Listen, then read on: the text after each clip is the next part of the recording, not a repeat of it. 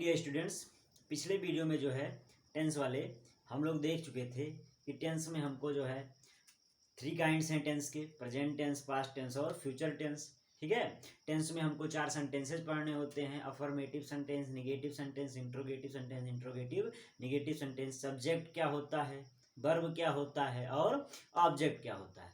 आज जो है हम लोग इस वीडियो में टेंस यानी प्रेजेंट जो टेंस है हमारा प्रेजेंट टेंस, उसके काइंड्स और प्रेजेंट टेंस के बारे में अच्छे से पढ़ेंगे। ठीक, तो देखिए अब प्रेजेंट टेंस की बात करें तो हमने बताया था जो है पिछले वीडियो में कि जो है यह हमें वर्तमान समय के बारे में बताता है और इसके वाक्यों के अंत में, हिंदी के वाक्यों के अंत में है, हैं, हूँ और हों शब्द आता है। ठीक है, तो अब आते हैं प्रेजेंट टेंस। तो ये वर्तमान समय के बारे में बताता है। ठीक, अब लिख लेते हैं।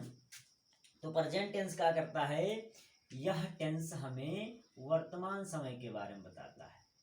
नोट्स बनाना चाहें तो आप लोग अच्छे से बना सकते हैं। यह टेंस हमें वर्तमान समय के बारे में बताता है, क्योंकि टेंस का काम ही होता है क्या, समय बताना। तो यह टेंस हमें वर्तमान समय के बारे में बताता है। ठीक है, बताता, यह टेंस हमें वर्तमान समय के बारे में बताता है। पहचान क्या है कि अगर इसकी पहचान करें तो हिंदी के वाक्यों के अंत में, ठीक है, हिंदी के पहचान है, हिंदी के वाक्यों के अंत में है, हैं, ठीक है, हूँ, हो आदि शब्द आते हैं। ये प्रेजेंट की पहचान है, आदि शब्द आते, आदि शब्द आते। ठीक है, ये हिंदी की पहचान हो गया। ठीक है, हिंदी के वाक्यों के अंत में ये पहचान है हमारा। ठीक है, कि पहचानेंगे कैसे, हिंदी का वाक्य अगर आपको मिल जाए तो कैसे पहचानेंगे कि वो प्रेजेंट का है। तो हिंदी के वाक्य के अंत में है, हैं, हूँ, हो आदि शब्द आता है। एग्जाम्पल ले लें, एग्जाम्पल ले लें तो एग्जाम्पल हो जाएगा, वह अपना काम करता है। देखो बाबू, है आ गया ना, प्रेजेंट का है, देख लिए, है आ गया, क्या कहोगे, प्रेजेंट टेंस का वाक्य है। ठीक है, क्या तुम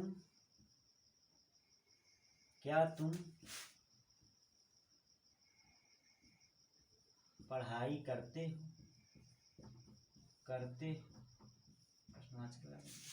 ठीक है, तो पढ़ाई करते हो, तो इसमें भी क्या आ गया, हो आ गया। अब हो आ गया तो किसका है बाबू, ये भी क्या है, प्रेजेंट का है। ठीक है, ये भी सेंटेंस किसका है, ये भी वाक्य किसका है, प्रेजेंट टेंस का। ठीक, तो ये हो गया हमारा प्रेजेंट टेंस, यानी ये टेंस हमें वर्तमान समय के बारे में बताता है बबुआ। ठीक है, पहचान की बात करें तो हिंदी के वाक्य के अंत में है, हैं, हूँ, हो आदि शब्द आता है और ये हमारा एग्जाम्पल हो गया।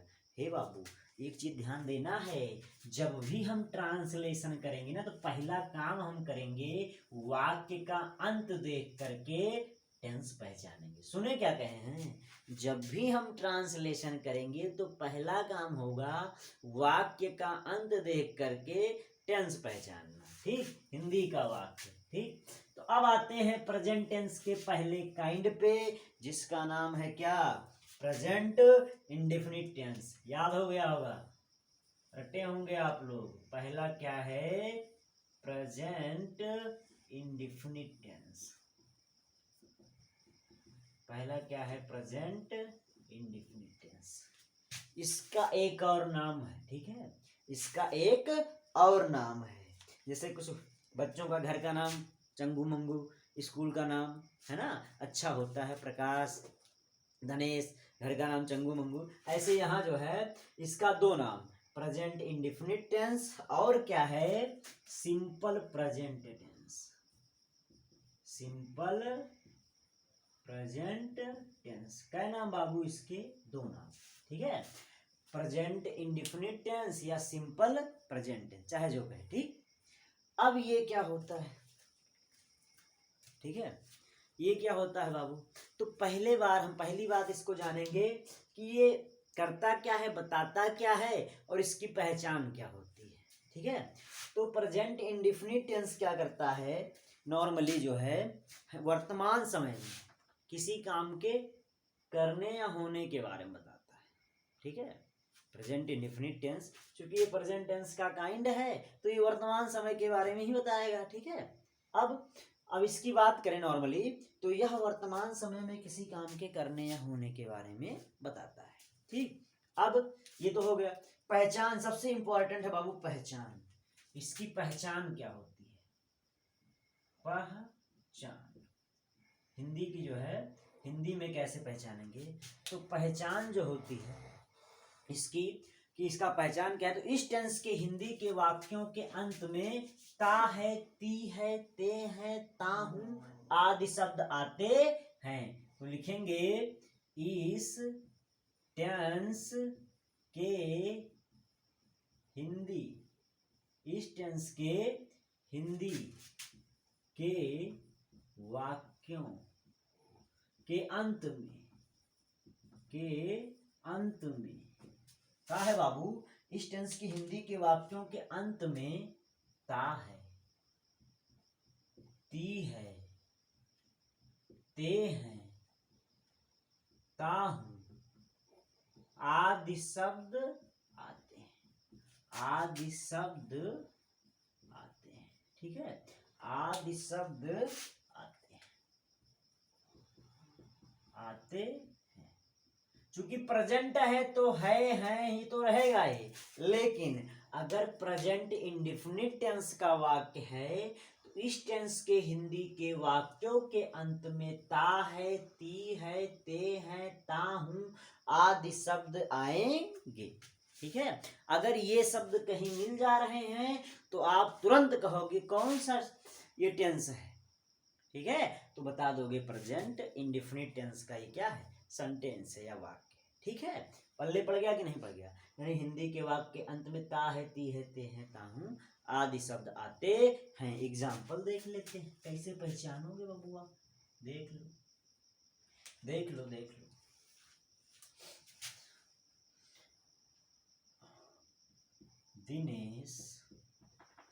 दिनेश अपना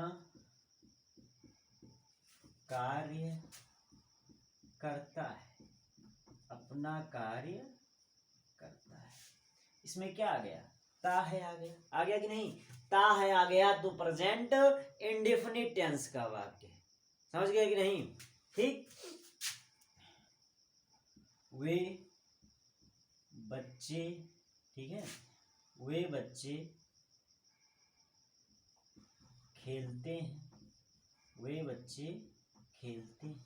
इसमें क्या हो गया? ते हैं आ गया, तो ये भी क्या हो गया? प्रेजेंट इंडेफिनिट टेंस का वाक्य हो गया। तो पहचान जाओगे ना, पहला काम ही हमको करना होगा वाक्य का अंत देखकर टेंस पहचानना।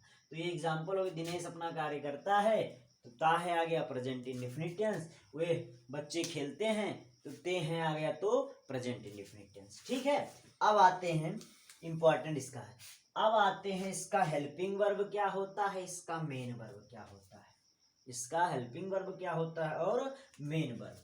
तो बाबू इसका हेल्पिंग वर्ब जो होता है इस टेंस का, एचबी यानी हेल्पिंग वर्ब। ठीक है, इस टेंस का जो हेल्पिंग वर्ब होता है, हेल्पिंग वर्ब, इस टेंस का जो हेल्पिंग वर्ब होता है वो डू या डज होता है। क्या होता है? डू या डज। सब में हमको पढ़ना पड़ेगा हेल्पिंग वर्ब और मेन वर्ब। और इसका मेन वर्ब जो होता है, हमने बताया था कि दो वर्ब मिलेंगे भैया हमको, एक हेल्पिंग वर्ब और एक मेन वर्ब। ठीक है, तो कहीं कहीं हेल्पिंग वर्ब नहीं रहता है, अभी वो डिस्कस करेंगे कहाँ नहीं रहेगा। हेल्पिंग वर्ब इसका क्या है? डू डज है। और मेन वर्ब क्या है? ये है हमारा मेन वर्ब जो है ये बाबू है वर्ब का या तो फर्स्ट होगा, फर्स्ट या, ठीक है, फर्स्ट या s es form, s es form. जो इसका मेन वर्ब होता है या तो वर्ब का फर्स्ट फॉर्म होगा या तो यस या ईएस फॉर्म होगा। ठीक है, जो मेन वर्ब होगा इसका कहीं कहीं फर्स्ट फॉर्म को ही हम लोग क्या कहते हैं, बेस फॉर्म। ठीक है, फर्स्ट फॉर्म को ही क्या कहते हैं, बेस फॉर्म। या तो फिर क्या होगा, यस या ईएस फॉर्म। यस या ईएस फॉर्म का मतलब क्या होता है कि कुछ वर्ब में यस लग जाता है और कुछ वर्ब में ईएस लग जाता है। जैसे हम एक वर्ब ले लें गो, क्या ले लें, गो, तो इसमें क्या होगा, ईएस लगेगा। क्या लगेगा, ईएस, गोज। और एक वर्ब हम ले लें ईट, तो इसमें क्या होगा, यस लगेगा। क्या लगेगा, यस। तो यस या ईएस फॉर्म का मतलब यही होता है कि किसी में ईएस लगेगा और किसी में यस लगेगा। ठीक है, और फर्स्ट फॉर्म का मतलब वही बेस फॉर्म। तो गो और ईट ये क्या है, फर्स्ट फॉर्म या बेस फॉर्म। अब किसमें यस लगेगा, किसमें ईएस लगेगा। नॉर्मली जो है ऐसे वर्ड्स जिनके अंत में यस आए, डबल यस आए, यस एच आए, सी एच आए, ओ आए या एक्स आए, उसमें हम क्या लगा देंगे, ईएस। क्या लगा देंगे बाबू, ईएस। नॉर्मली ऐसे वर्ब जिनके अंत में यस आए, डबल यस आए, यस एच आए, सी एच आए, ओ आए या यक्स आए, उसमें क्या लगा देंगे, ईएस। बाकी सब में जो है यस लगता है, बाकी सब में क्या लगेगा, यस। ठीक है, ये जान लीजिए। तो ये हो गया क्या, यस या ईएस फॉर्म और फर्स्ट फॉर्म। ठीक, तो हेल्पिंग वर्ब हो गया डू डज, मेन वर्ब क्या हो गया, वर्ब का फर्स्ट फॉर्म या यस या ईएस फॉर्म। पहचान क्या हो गया हिंदी का वाक्य, तो इस टेंस के हिंदी के वाक्यों के अंत में ता है, ती है, ते हैं, ता हूं आदि शब्द आते हैं। अगर अच्छा लग रहा हो वीडियो, आपको समझ में आ रहा हो, तो जो है लाइक जरूर कर दीजिएगा। ठीक है, चलिए, तो ये हो गया हमारा कुछ। और एक चीज हमने बताया था कि हर टेंस में नॉर्मली हम 4 सेंटेंस पढ़ेंगे। ठीक है, तो आते हैं अब उसी पे। इसमें हम लोग पढ़ेंगे पहला सेंटेंस। क्या करेंगे, अब इसमें याद क्या करना है, पहचान आपको याद करना है, हेल्पिंग वर्ब और मेन वर्ब आपको दिमाग में बैठाना है। चलिए, अब हम आते हैं जो है इसके पहले सेंटेंस, यानी अफर्मेटिव सेंटेंस। इस पे आते हैं। अब यहां से हम लोग शुरू करेंगे रूल्स ऑफ ट्रांसलेशन। ठीक है, यहां से हम लोग शुरू करेंगे रूल्स ऑफ ट्रांसलेशन, यानी अनुवाद के नियम। अनुवाद के नियम, अनुवाद कैसे करना है, यहां से हम लोग शुरू करेंगे रूल्स ऑफ ट्रांसलेशन। ठीक, अब इसमें पहला हमको क्या पढ़ना होता है, अफर्मेटिव सेंटेंस। क्या पढ़ना होता है बाबू, अफर्मेटिव सेंटेंस। क्या पढ़ना होता है, अफर्मेटिव। बताए थे ना 4 सेंटेंस, इसी का एक और नाम क्या है, पॉजिटिव सेंटेंस। ठीक, तो पहला हमको पढ़ना है अफर्मेटिव सेंटेंस। ये क्या करता है, तो अफर्मेटिव सेंटेंस यानी सकारात्मक वाक्य, ये हमें सकारात्मक अर्थ देता है, अर्थात किसी काम के होने के बारे में बताता है।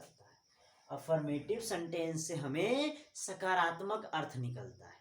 ठीक है, इसके अंत में नॉर्मली फुल स्टॉप आता है। क्या होता है, फुल स्टॉप, ये किसी काम के होने के बारे में बता देता है। ठीक है, तो क्या हो गया ये अफर्मेटिव सेंटेंस। ठीक, अब देखिए ट्विस्ट कहां से है भाई, प्रेजेंट इंडेफिनिट टेंस थोड़ा सा बच्चों में कंफ्यूजन लाता है। अब दिमाग में बैठाएंगे हम लोग, दिमाग में बैठाना क्या है कि प्रेजेंट इंडेफिनिट जो है टेंस के अफर्मेटिव सेंटेंस में, किसमें, अफर्मेटिव सेंटेंस में हेल्पिंग वर्ब का प्रयोग नहीं किया जाता है।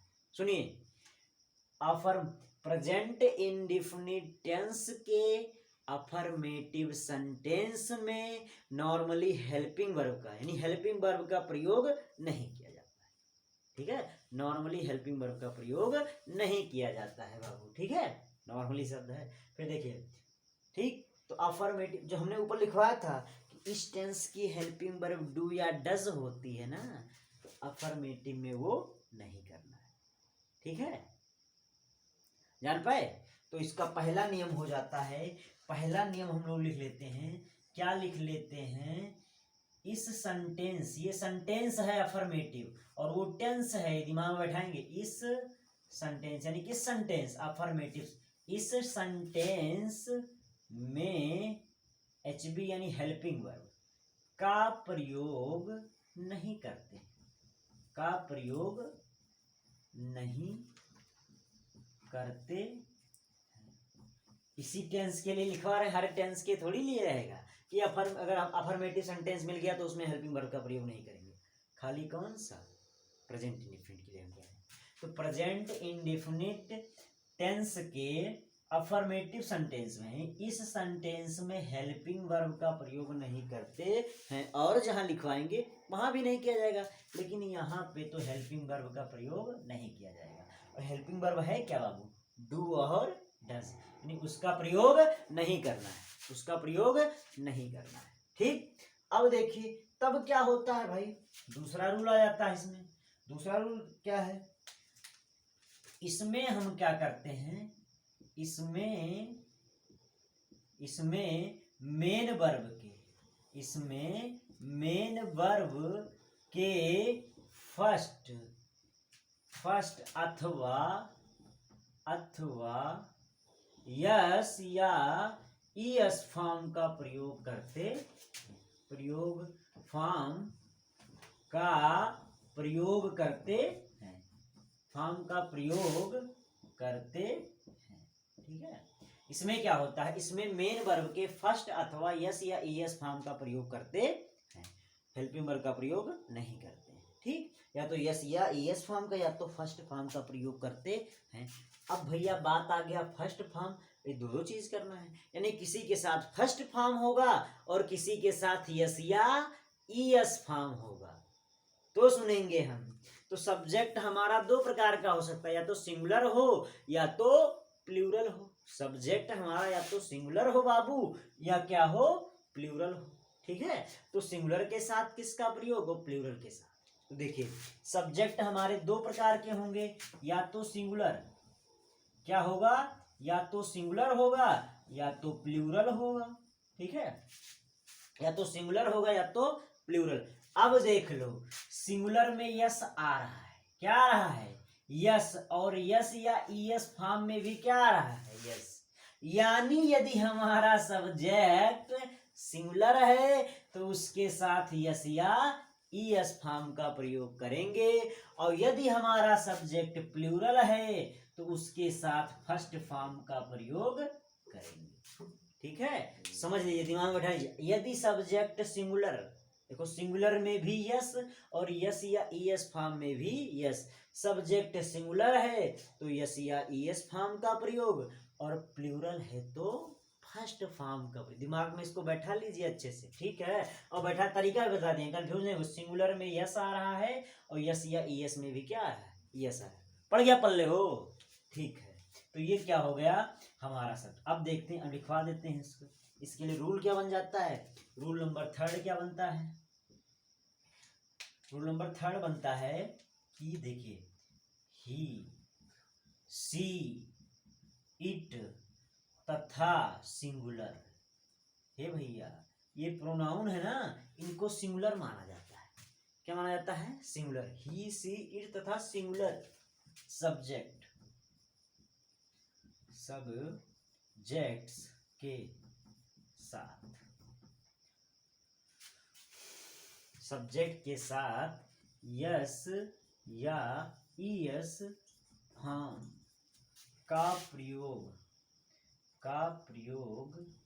करते हैं। ठीक है, ही, सी, इट तथा सिंगुलर सब्जेक्ट्स के साथ यस या ईएस फॉर्म का प्रयोग करते हैं। जान पाए। तो अभी देखो सिंगुलर में बता दिया है कि ठीक है।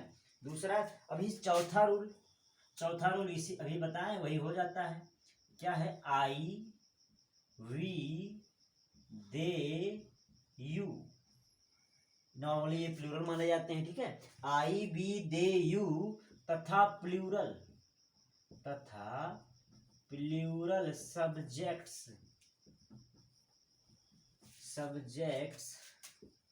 के साथ, तथा प्लूरल सब्जेक्ट्स के साथ ठीक है, वर्ब के, ठीक है, वर्ब के फर्स्ट फॉर्म का प्रयोग करते हैं, ठीक है। यानी आई वी दे यू तथा प्लूरल सब्जेक्ट्स के साथ वर्ब के फर्स्ट फॉर्म का प्रयोग करते हैं, ही सी तथा सिंगुलर सब्जेक्ट के साथ यस या ईएस फॉर्म का प्रयोग करते हैं। तो ये हमारे बाबू क्या हो गए रूल, इंपॉर्टेंट रूल। पहला रूल क्या है, क्योंकि अफर्मेटिव सेंटेंस हम पहले पढ़ेंगे, 4 सेंटेंस हमने बताया था पढ़ना है, अफर्मेटिव, निगेटिव, इंट्रोगेटिव और इंट्रोगेटिव निगेटिव। नॉर्मली जो है इंट्रोगेटिव तो पढ़ा जाता है। पहला क्या, हम अफर्मेटिव सेंटेंस में पहला का रूल क्या है, इस सेंटेंस में हेल्पिंग वर्ब का प्रयोग नहीं किया जाता, ये दिमाग में बैठा लेना है भाई। दूसरा क्या है, इसमें मेन वर्ब के या तो फर्स्ट फॉर्म अथवा यस या ईएस फॉर्म का प्रयोग किया जाता है। अब फर्स्ट फॉर्म का प्रयोग किसके साथ और यस या ईएस फॉर्म का प्रयोग किसके साथ, ठीक है। तो यस या ईएस में देखो यस आ रहा है और सिंगुलर में भी यस आ रहा है। फिर देखिए ही सी इट तथा सिंगुलर सब्जेक्ट्स के साथ यस या ईएस फॉर्म का प्रयोग करते हैं। आई बी दे यू तथा प्लूरल सब्जेक्ट्स के साथ वर्ब के फर्स्ट फॉर्म का प्रयोग करते हैं। पहचान क्या है प्रेजेंट इंडेफिनिट टेंस की, कि इस टेंस के हिंदी के वाक्यों के अंत में ता है, ती है, ते हैं, ताहू आदि शब्द आते हैं। और पहला काम न बबुआ, आप लोग को यही करना है कि वाक्य का अंत देखकर आपको टेंस पहचानना है, ठीक। ये रूल आप नोट्स बना लेंगे, लिख लेंगे, ठीक है। अब आते हैं इसका स्ट्रक्चर क्या होगा, जो है प्रेजेंट इंडेफिनिट के अफर्मेटिव सेंटेंस का स्ट्रक्चर क्या होने वाला है बाबू। अर्थात स्ट्रक्चर मतलब कि पहले क्या लिखेंगे, उसके बाद क्या लिखेंगे और अंत में क्या लिखेंगे। तो देखिए अफर्मेटिव के स्ट्रक्चर की बात की जाए, लिखना क्या है पहले, ठीक है। तो लिखेंगे पहले हम लोग सब्जेक्ट, क्या लिखेंगे बाबू, सब्जेक्ट। यदि अफर्मेटिव सेंटेंस तो पहले लिखेंगे सब्जेक्ट। फिर उसके बाद जो है, चूंकि हेल्पिंग वर्ब का प्रयोग करना नहीं है तो आ जाएगा मेन वर्ब। क्या एमबी वाले समझेंगे, मेन वर्ब शॉर्ट फॉर्म है। तो मेन वर्ब कैसा रहेगा, या तो उसका फर्स्ट फॉर्म, ठीक है, या तो उसका क्या रहेगा, यस और ईएस फॉर्म, ठीक है, यस और ईएस फॉर्म, ठीक। इसको छोटा करके लिखेंगे ऐसे लटका करके, ठीक है। और उसके अंत, उसके बाद क्या आ जाएगा, ऑब्जेक्ट। यदि है कहीं कहीं ऑब्जेक्ट होता अंत में फुल स्टॉप लगा। ये हमारा हो गया स्ट्रक्चर। क्या हो गया बाबू, स्ट्रक्चर। यानी पहले सब्जेक्ट लिखेंगे, अब अकॉर्डिंग टू सब्जेक्ट, यानी सब्जेक्ट के अनुसार हमारा क्या आएगा, मेन वर्ब आएगा, ठीक है, और फिर ऑब्जेक्ट।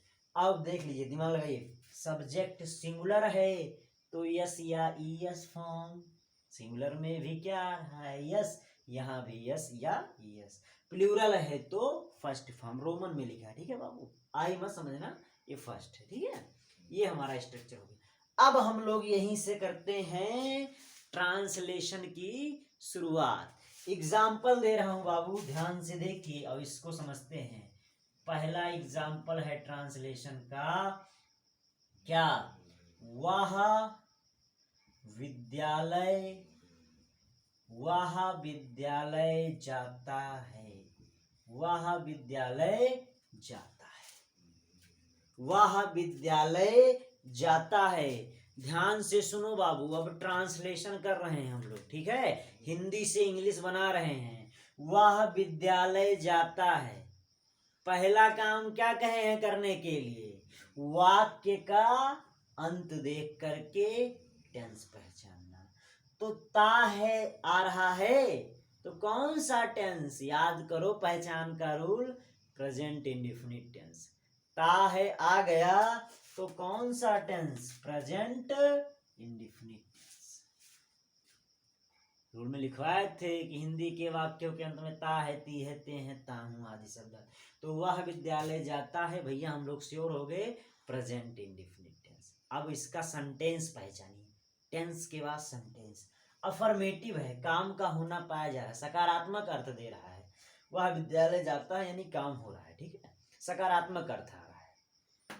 तो अफर्मेटिव, और अफर्मेटिव हो गया भैया तो हेल्पिंग वर्ब का प्रयोग नहीं करना है, ठीक है, खाली क्या रहेगा, सब्जेक्ट, मेन वर्ब, ऑब्जेक्ट, और जो भी प्रीपोजिशन रहेगा बीच में आ जाएगा, ठीक। तो स्ट्रक्चर क्या है इसका, पहले सब्जेक्ट, फिर मेन वर्ब, फिर ऑब्जेक्ट, और मेन वर्ब कैसा रहेगा, अकॉर्डिंग टू सब्जेक्ट। अब देखिए इसमें सब्जेक्ट कौन सा है, हमने बताया था सब्जेक्ट, वर्ब और ऑब्जेक्ट भी बताया था। सब्जेक्ट कौन है, वह विद्यालय जाता है में सब्जेक्ट कौन है, सब्जेक्ट होता क्या है, जो काम को करे बबुआ वही सब्जेक्ट, काम को कौन कर रहा है, वह, विद्यालय जाने का कार्य कौन कर रहा है, वह, तो वह हमारा क्या हो गया, सब्जेक्ट। इसकी अंग्रेजी क्या होगी, वह विद्यालय जाता है लड़का है तो ही हो जाएगा, क्या हो जाएगा, ही। और ही को हम मानते हैं क्या, सिंगुलर, क्या मानते हैं, वो सिंगुलर मानते हैं। तो ही, तो पहले क्या लिखा जाएगा, सब्जेक्ट ही पहले लिखा जाएगा बाबू, तो पहले लिखा जाएगा ही क्यों लिखा जाए, क्योंकि यह सब्जेक्ट है, ठीक है। ही को मानते हैं सिंगुलर, और सिंगुलर के साथ वर्ब का यस या ईएस फॉर्म। अच्छा, वर्बवा क्या है, वह विद्यालय जाता है, ठीक है, तो यानी जाने का काम कर रहा है, जाने का, जाता का अंग्रेजी नहीं पूछो, जाने का काम कर रहा है, कौन सा काम कर रहा है, जाने का। तो जाने का अंग्रेजी होता है गो, है ना, बताए हैं, गो में क्या लग जाएगा, ईएस। तो ही, अब चूंकि ही लिख दिए सब्जेक्ट, अब आएगा मेन वर्ब, और मेन वर्ब क्या है, जाना, और जाना की अंग्रेजी होता है गो। और चूंकि ही सिंगुलर है तो इसमें लग जाएगा क्या, ईएस, गोज, ओ अंत में आ रहा है इसलिए ईएस लग जाएगा। तो ही गोज, कहाँ बाबू, ऑब्जेक्ट क्या है, विद्यालय, ठीक है, तो उस गो के साथ हमेशा टू प्रीपोजिशन लगा देते हैं नॉर्मली, कहाँ, स्कूल, कहाँ, स्कूल। तो ये ट्रांसलेशन हो गया बाबू, he goes to school, he goes to school. फिर से एक बार देख लेते हैं, पहले हमने क्या किया, टेंस पहचाना वाक्य का अंत देखकर, ठीक, फिर क्या किया, सेंटेंस पहचाना, तो अफर्मेटिव सेंटेंस, ठीक। फिर देखते हैं सब्जेक्ट कौन है, तो जो काम को करे वो सब्जेक्ट होता है, वह काम को कर रहा था वो सब्जेक्ट हो गया, वह की अंग्रेजी होता है ही। और देखिए ही को हम मानते हैं क्या, सिंगुलर, तो हमने पहले लिख दिया क्या, ही। अफर्मेटिव का स्ट्रक्चर क्या होता है, पहले सब्जेक्ट लिखा जाता है, फिर मेन वर्ब का या तो फर्स्ट फॉर्म या तो यस या ईएस फॉर्म, और अंत में क्या लिखा जाता है, ऑब्जेक्ट, क्या लिखा जाता है, ऑब्जेक्ट। तो ही लिख दिया, ही सिंगुलर था, इसके साथ क्या लगा दिया, ठीक है, यस या ईएस लगाना था, चूंकि गो आ रहा था इसमें ईएस लग गया, फिर हमने क्या लिख दिया, ऑब्जेक्ट। गो के साथ नॉर्मली टू प्रीपोजिशन लग जाता है, स्कूल, तो ही गोज टू स्कूल, ये हमारा पहला ट्रांसलेशन हो गया। दूसरे पे आते हैं, दूसरे ट्रांसलेशन पे आते हैं बाबू। अच्छा लग रहा हो वीडियो तो इसको लाइक जरूर कर देना और शेयर कर देना, ठीक है, जिसको भी टेंस से डर लगता है समाप्त होने वाला है। अगला हम देखो एग्जांपल दे रहे हैं,